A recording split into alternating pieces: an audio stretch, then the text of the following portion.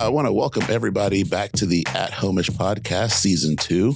So excited to be here with another guest. And as you all know, we like to keep it calm and casual here. So I'll give him a moment to introduce himself briefly and just tell us a little bit about who you are and a little bit about you.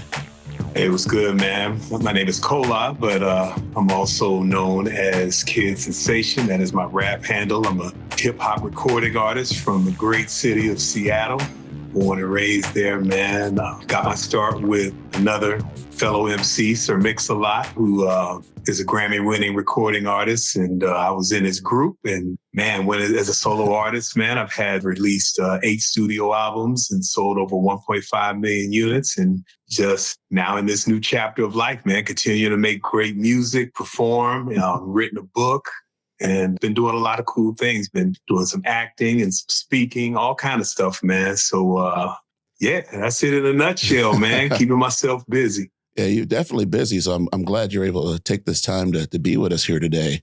And, you know, truth be told, I remember growing up in Georgia and hearing Mix-a-Lot and hearing you, and I was like, you know, I was C-Town baller all the way back then. Oh man, love it, man, love it. Yeah, and so it's like I remember I was attending Champion Center back in the early 2000s, and got to see you there, and I was starstruck. I was like, I used to listen to him on the radio. Yeah, man. Yeah, a lot of love at Champion Center. It was good times, man. It was, and so you know, it was good to see you there because you know, a lot of times when we think about hip hop music, rap music, it doesn't always have that positive undertone to it. And so to see you there in church and to see you there in community, it was really meaningful, really impactful. No doubt, man. I mean, faith is a big thing for me, man. It just kind of anchors my life to something with you know, some substance, man. And yeah, man, I just love being around good people, man, that are just, you know, got good energy, wanting to do good things, man. So it's a blessing for sure. Yeah, we definitely had a lot of good energy there. And, you know, the theme of this podcast is about creating spaces where we belong. And so oftentimes when I think about some of the music that you did, and even when Seattle came on the rap scene with Mix-a-Lot and the rest of the crew, that was so different than what was going on with the whole East Coast and West Coast as far as California is concerned. What was it like trying to get into the industry at that time, and how was it received? Obviously, things were totally different, you know, back when we were creating music and everything. And it wasn't as easy as, you know, owning a computer and logging on here and, you know, downloading this. And all of a sudden you get an app with some loops in it. And, you know, all of a sudden you're a producer and, you know, you can make music on your computer, on your phone. It was a little different, man. We had to go into a recording studio and we had to really work on our craft and we had to create music from scratch. Even when we would start, man, I'm dating myself, but man, there was very little even sampling going on, man. We had to really grow into all of that. And, you know, we were around for really like the early stages of hip hop, man, and creating the music. And so it was really cool, man, because, you know, it took time and just not everybody could just jump in and get on. And I will say this, that from Seattle, man, it's like, you know, I understand, man, the culture there. I understand the sound there, man. And it's different. Like, you know, a lot of people, you know, kind of classify us as West Coast. And truly, we are on the West Coast. We're right next to the Pacific Ocean. But I tell you what, Seattle has its own unique sound, man. We don't really sound like LA or the Bay Area or whatever the case is, man. And you know, we have our own distinct sound, man. And I love what Seattle represents. And everywhere I go, man, I represent my city, man. And I love my city. I carry it on my back. And that's where I was born and raised. And I carry that Seattle love everywhere that I go, man. And so, you know, a lot of people, they slept on us, man. You know, it took us really to have some major, you know, noise with myself and with Macklemore and with Mix and, you know, all the people just, you know, making some noise from there, man. And we finally started to get a little bit of traction, a little bit of respect. But, you know, yeah, that's our city, man. Oh, for sure. Yeah, I think about the first time I heard Posse on Broadway. And I was like, hold up, these guys are out of Seattle? Like, what's going on here? That bass line. And, you know, no lie, when I moved up to Seattle over 20 years ago, I'm like, all right, let me go over to Broadway. Let me stop at Dick's because, you know. There you go. Had to get you one of them good Dick's burgers, man, and them fries, man. That's it. We were just talking about the fries the other day. Oh, yeah. You know, it's definitely had an impact.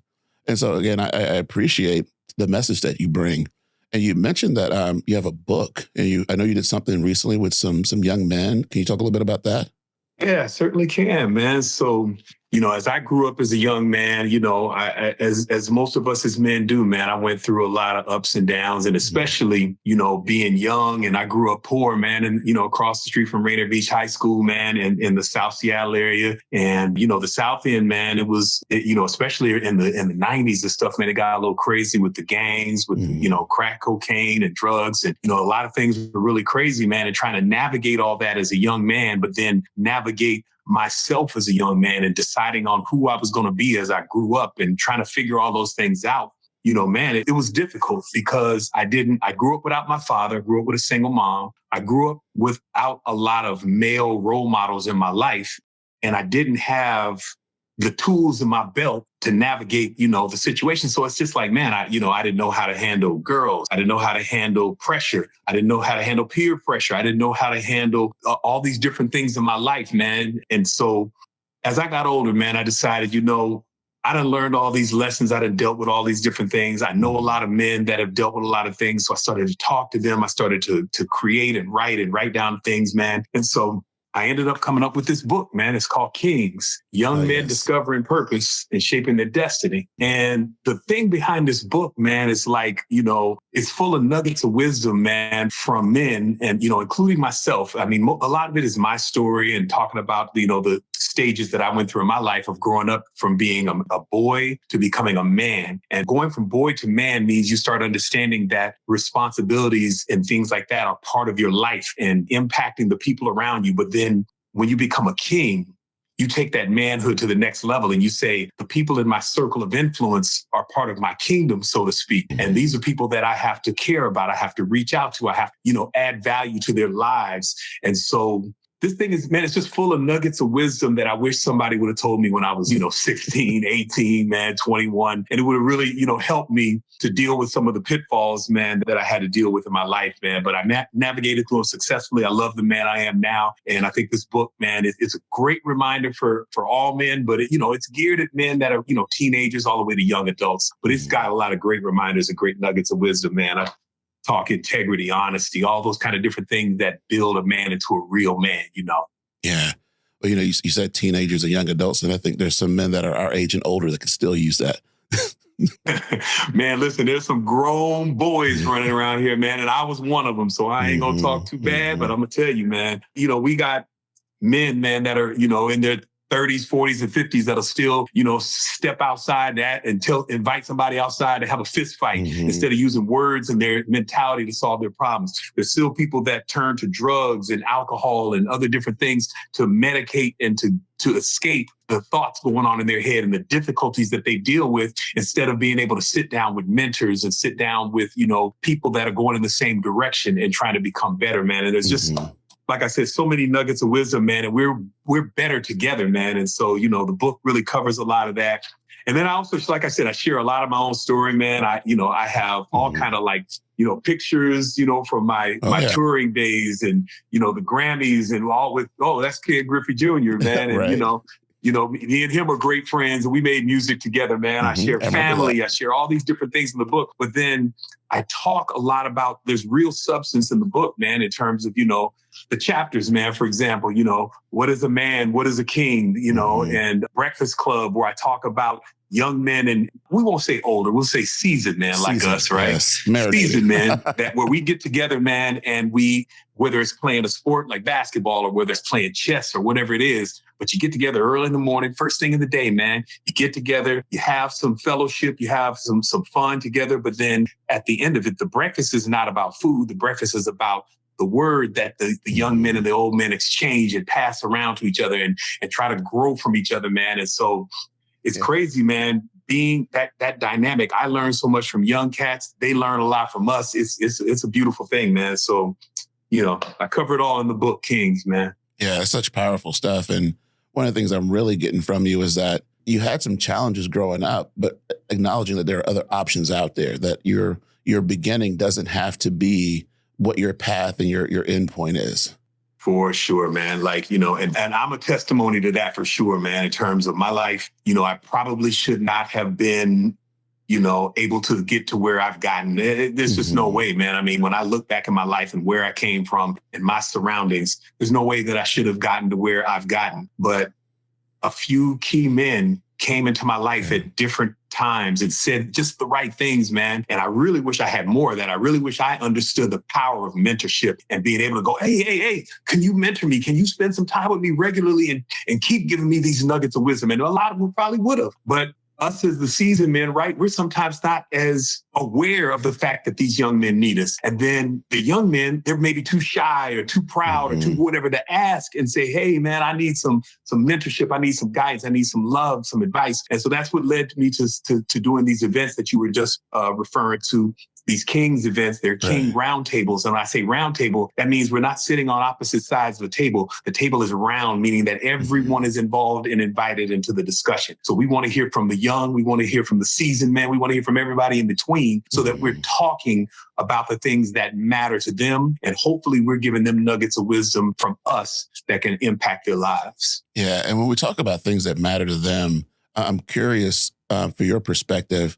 How do you feel that, like, with some of the other rap music that's out there, that there's such a different narrative? And what I think about is growing up with some of the groups where they talk about selling drugs, violence, and then it's even moved from selling drugs to using drugs, where I'm like, why do we make that switch? I always heard, don't get high off your own supply, right?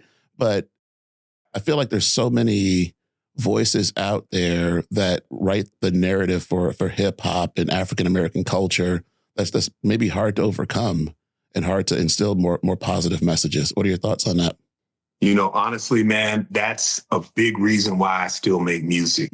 And that's because I still feel like I have something relevant to say and I have value to add to young people's journey. And I try really, really hard not to be too hard on the young MCs because they are a product of what they grew up in or they're product of, their surroundings and their environments. So I try not to, be the old guy yelling to them to get off my lawn, right? But on the same token, I feel like, man, a lot of times if you just lead by example, right? Like, my album Presently Past the Future, man, it's like, there's a lot of people who don't really relate real well to the hip hop that's out right now. A lot of people are like, man, I can't deal with that mumble rap. I can't stand it. I can't, all the squeak rap and all this other stuff. 5 words being repeated over and over. And that's all of a sudden a song and a hit. But I said, man, on this Presently Past the Future album, I was like, man, look, it's called Presently Past the Future because we live in the present.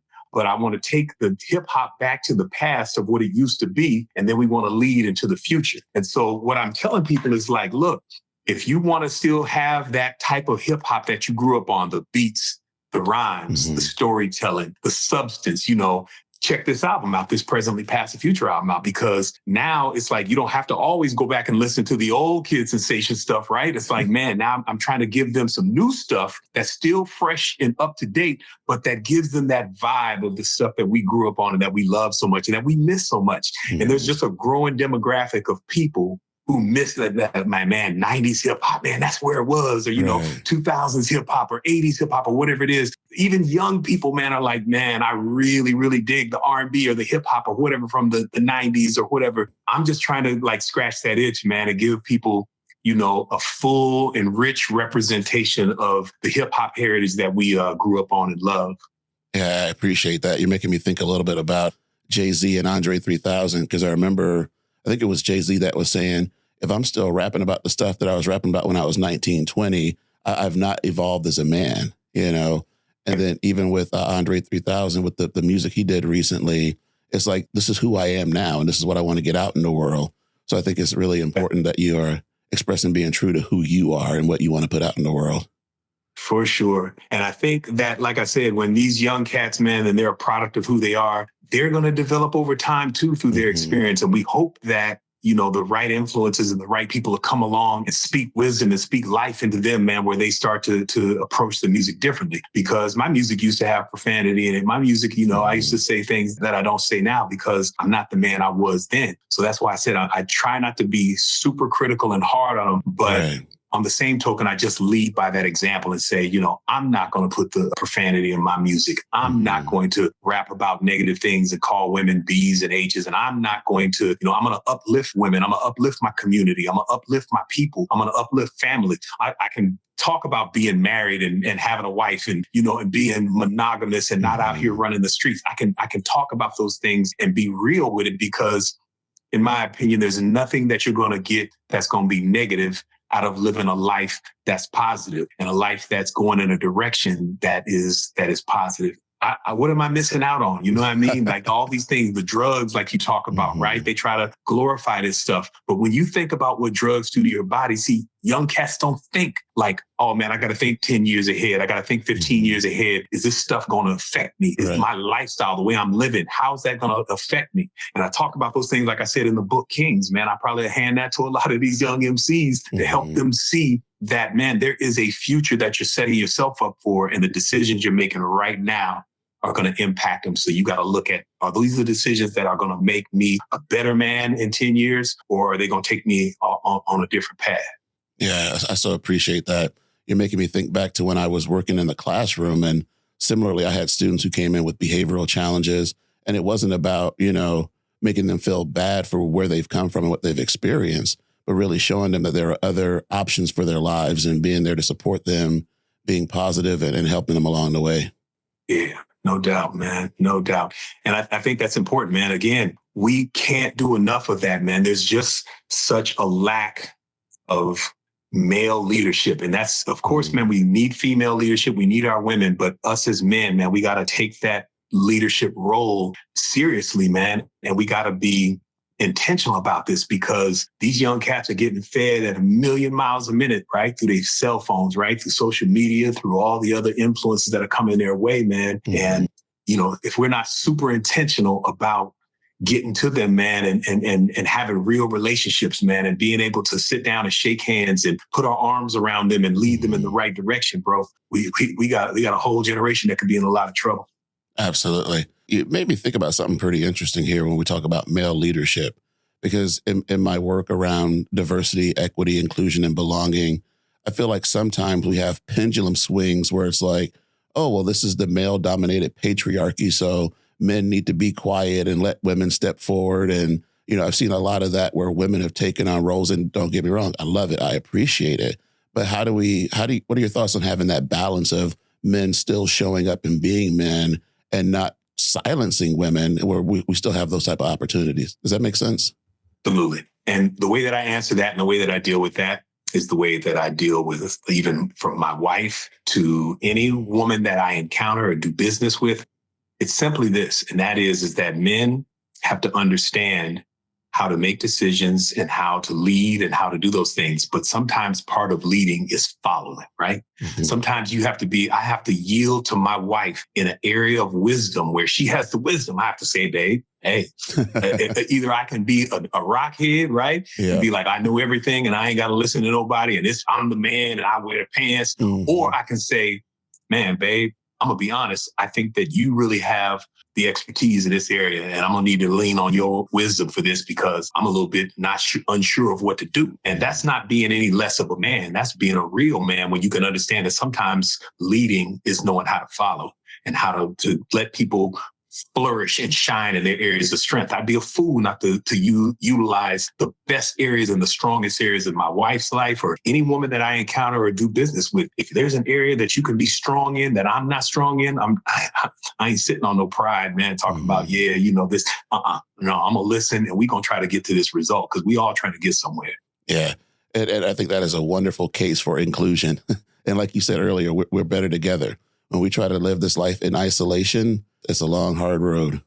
No doubt. And when you talk about inclusion too, and I'm gonna say this, and it might be controversial, it might be whatever the case is, but at the end of the day, man, I don't care if a person is black, white, brown. I don't care what their sexual orientation is. I don't care what their sex is, whether they're male or female. I don't care what their label is or their pronoun is. The bottom line is that every person is a living soul, and they are deserving of respect, They are deserving of honor. They are deserving of an opportunity. So I don't want to hear nothing about people saying, well, just because somebody is this way or that way, or this is going on or that's going on, that they're any less deserving of the respect and love that we owe them. You can have your personal opinion about whatever the case is, but the bottom line is that no matter what you think, you can't take their talent away. You can't take their gift away just because you want to hate on them or whatever the case is. At the end of the day, man, love all people. Love them, man. That's what we need to do.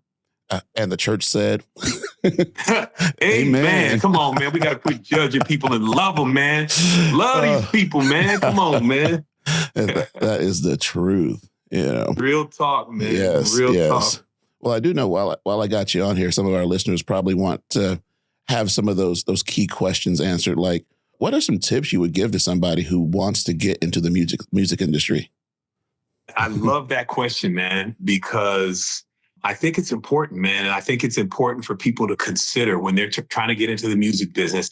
The two things that I tell people all the time, man, is number one, be true to who you are, man. Be true to who you are. And man, I pray that every person listens to this and expresses that because, right, just like my fingerprint, if I put my hand on something and you put your hand on something, brother, if they come and dust it for fingerprints, they're going to know whose hand touched it, right? And that's the same with our gifts. Like you're gifted at what you do and the way that you're handling this. I can't sit on the other side of the mic, man, and ask great questions like that. I mean, maybe I could if I really worked at it, but there's things you can do that I cannot do. There's things that I might be able to do that you may not be able to do. But at the end of the day, our gifts are unique and specific, man. And so I tell people all the time, man, really, really dig deep and find out who you are. Think about your story. Think about your life. Think about the things you've been through. Think about what you want to express with your music, good times, bad times, everything in between, and be true to that, man. Write it down, write all the things down that are important to you, things that are just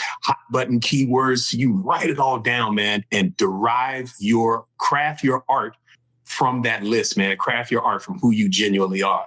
And then the second thing I tell people, man, is to not be afraid of hard work, because it is work. The record industry is crowded. Spotify uploads, 60,000 new songs a day. Wow. And you are in a crowded business. So in order to stand out, man, you got to be willing to, man, I'm jumping on planes, going to go perform wherever, man. I'll get on the mic whenever, and always be ready, man, to perform. Always be ready to show your craft and keep your thumb drive on you. Keep your songs in your email or on your phone so that if the opportunity comes, jump in and don't be afraid to share your gift with everybody, man. But at the end of the day, man, I say be yourself and work hard. And those are the things that will help you to get where it is that you need to go.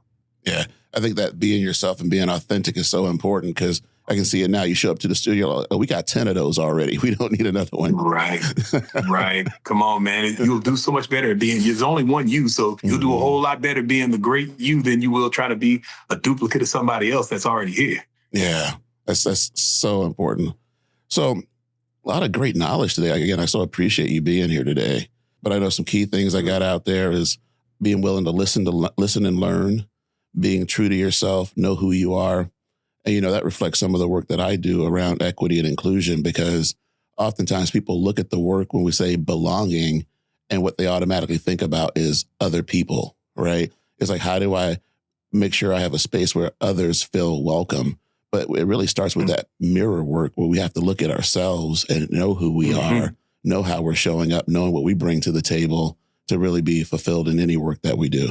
Good, man. That's good. And I think the work that you do is really important, man, especially just in the climate that we're in right now, whether it be politically, societally. I mean, we just are in a climate, man, where people need to understand one another, man, and people need to listen more, man, and talk maybe a little bit less. But at the same time, people, we really need to pull it together, man, and start to treat one another in a civilized manner, man, and stop trying to look at people for what you see on the surface, man, because there's so much more, man, than this skin color or what they look like or what they dress like or whatever the case is, man. I've created some relationships with some amazing people that had I prejudged them, man, I'd have missed out. Absolutely. It's so much more than skin deep, to use that terminology. I think about times where, when you get into certain positions or you're serving in certain roles where, oh, well, this is the level of conversation that we're having. These are the people we connect with.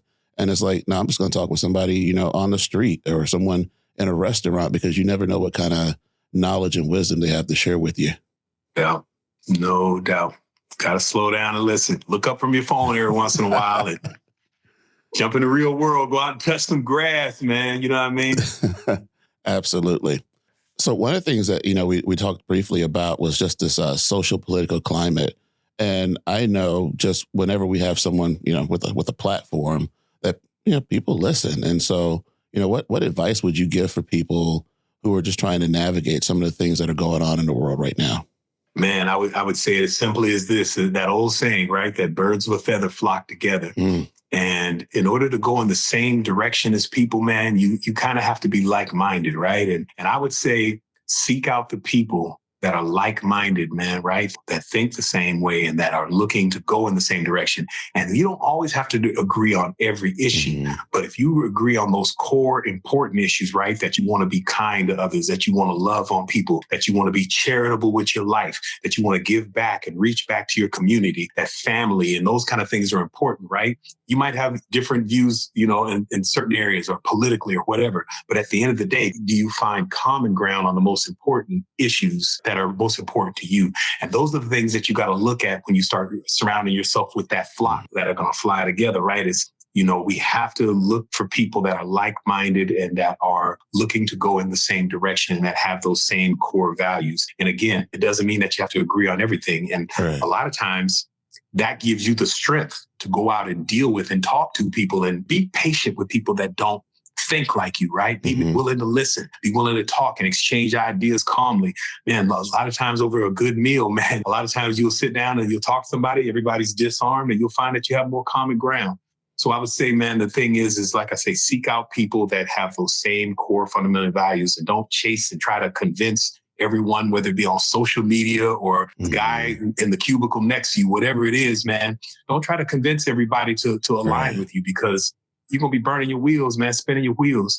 At the end of the day, unite with people that think like you and then try to impact the world with those people. And then as you begin to grow by interacting with those people and you start to develop and change, and then you've had more conversations with people maybe that you don't agree with, all of a sudden you'll see yourself starting to grow more and more and more. And then you'll be able to deal with a lot of that pressure that comes from, all the social media and all the other kind of stuff, because you'll kind of have that base, that foundation.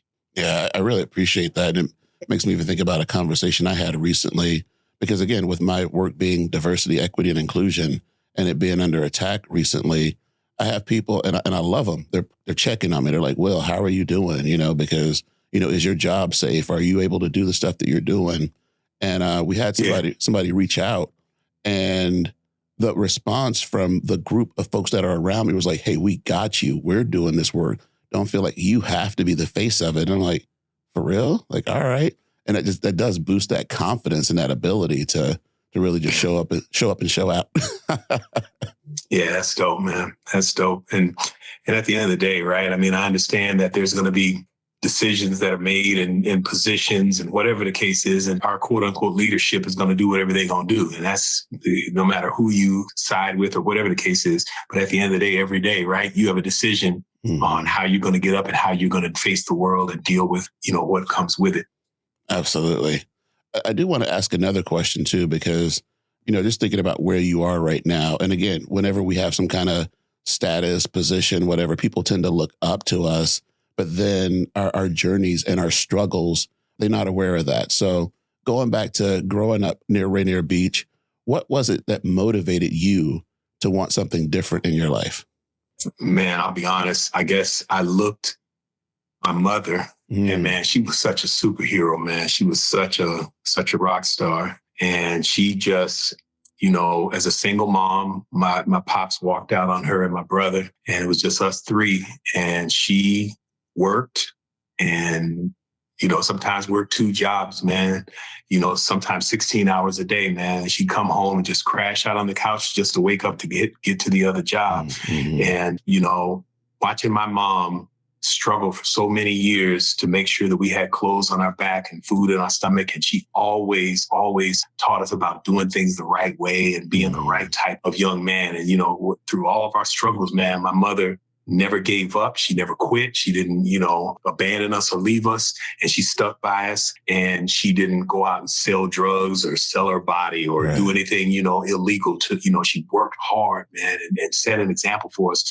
So no matter what I was surrounded by, man, I had that example of my mother who did it the right way and raised us the right way, man. And I'm the benefactor of the decisions that she made. So I would say, man, that shining example of my mom, man, is what really motivated me to say, as tempting as it might be to sell drugs so I can have the cars like the dope boys, or to get out here and be in a gang because I could have a protection, or I could have this and that and the other, or I could be a part of all this negativity and madness. I was like, nah, man, my mom set a better example, and she sacrificed too much for me to let it fall off and have her visiting me in a jail cell or a cemetery. Mm-hmm. Yeah. Shout out to moms for sure. And my mom's a major factor for me too, along with my stepdad when he came in the picture. But with what you just said, I want to highlight when I was working a lot with young men out there, some of them whose fathers weren't present or they didn't have a positive male role model, some of them, I would say through their actions, resented that and then would also take that out on the women that were in their lives, And so when I think about what you just shared in my own experience, just really communicating to not disrespect the women that show up in our lives. Yeah. We're quick to, point at certain women and, they're this type of woman, they dress this way, they're in these videos, or they're whatever that we all of a sudden we're labeling them as something less than, but we don't know their story, Right. And so, a lot of times these things that manifest themselves in our lives, they come from places of pain, come from places of hurt. You don't know what that person's journey has been, man. And so, I don't know, man, I just got a lot of patience with folks, man, because I know that I don't come from a pristine, pretty, past. And it took me a while to kind of sort my way through some things. So I got a lot of patience to really try to understand people and hear their stories, man. First of all, I love hearing people's stories, especially when a person has a story of they dealt with a lot of things, but man, they're fighting their way through it or whatever the case is. I love people's stories, man. And those are the things, most people's lives, man, are made for movie adventure. But, sure. At the end of the day, man, we just have to have grace with other people because, we think we've been through a lot, but we ain't the only person that's been through something. Mm-hmm. And I appreciate that's like one of the taglines on my podcast. Don't be ashamed of your story. It will inspire others. Yes, sir. Yes, sir. So thank you for your inspiration and wisdom today. So one question that we often ask guests on the show, and this is interesting since you're actually in the music industry. If you had a theme song that played when you walked into a room, what would it be? Wow. If I had a theme song that played when I walked into a room. Man, I have a song for, the book Kings, I forgot to mention, has a soundtrack. And the title track is called Kings. Okay. That would be the song that I would want to play when I walk into the room. I am a king. I am a leader. I am a winner. I'm a believer. I put in work. Nothing will stop me. I know who I am. I'll never get cocky. Get ready, because I'm like the Seattle rain, the kingdom I reign, the neighborhood from where I came. You know what I mean? So that would represent me well, man, if I just walked into a room. Yes. So, I want to walk into that now. I'm like, yeah, you got to go check that Kings out on the soundtrack, man. It's on the website and it's on Spotify, all that, man. So definitely check it out. For sure. Is there anything else you want to share with our audience before I let you get back to your day? Oh man, shoot. I mean, you covered the whole gambit, man. I am in a movie. The movie's called Safety Not Guaranteed. And if you're a big fan of Aubrey Plaza or Kristen Bell, they're in the movie as well. Go check it out, man. Safety Not Guaranteed. Oh, and my song, my first single, Back to Boom, was used in the movie called The Paper Tiger. So I got two dreams realized at the same time. One, I got my song featured on the soundtrack in a movie, which was phenomenal. That had never happened for me before, and it happened to be my debut single. Back to Boom is in it. But then number two, I got to watch a fight scene from the beginning of the movie where, man, all kind of dudes was getting knocked out and all that to my song. And they played a whole song almost in the movie, man. And it's right from the beginning. It's called The Paper Tigers, man. It's a kung fu flick. Go check it out, man. It's really, really dope. I'm really, really proud of that, man. And Safety Not Guaranteed is the movie I'm in, where I'm actually an actor in the movie. I have a speaking role, and it's kind of cool, man. Mm-hmm. So good little flick to check out with a chick and whatnot. So, man, definitely go check those out. Check out the Kings book. Check out their album, Presently Past the Future, and the Kings soundtrack, which is titled the same as the book. Oh, and on the cover of the Land Above magazine this month, so that's kind of cool. So man, lots of cool things, man. That's my second time being on a magazine cover, so I'm excited about that. All right, and you're on the At Homeish podcast. You know, that's like got to be the pinnacle, right? And, come on, man. Now I can rest easy knowing my career is complete on the At Home podcast, man. Come on, man. Love it. Oh my gosh. And with that, we'll go ahead and end with our typical saying: when we wise up, we rise up. Peace out. Love it.